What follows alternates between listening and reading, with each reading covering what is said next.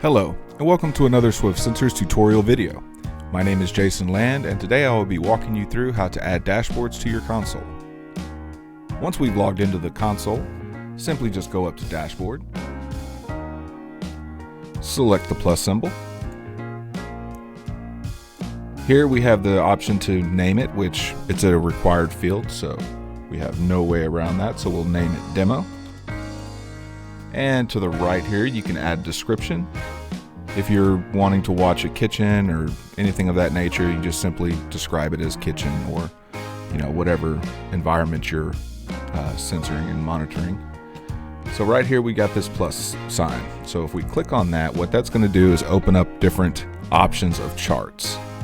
So we have compliance, which is utilized especially in kitchens with shifts and making sure that temperatures stay within normal range, and it'll give you the compliance ratio and percentage of how much that's actually staying in compliance. But what we're going to do today is we're going to choose combo chart. This will allow us to see multiple sensors and multiple values in one central location. So what we're going to do is we're going to use temp and humidity for our first dashboard here. And if we wanted to add another one, we could either choose this plus mark or this plus mark. So we're just going to go ahead and choose this one. And we're going to go ahead and go with another combo chart. And we will choose a separate sensor.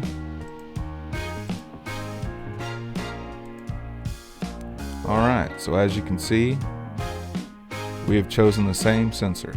So it's easy to do. If you make that mistake, just simply select the garbage can, and it will delete the one of them. So let's see.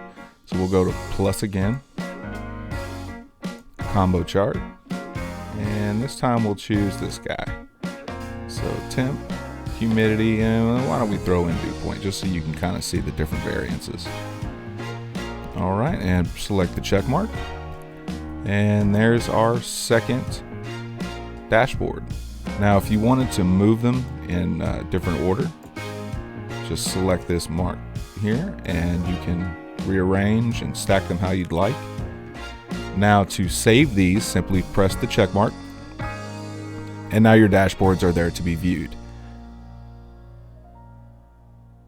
For more information, please go visit us at www.swiftsensors.com or email us at support@swiftsensors.com.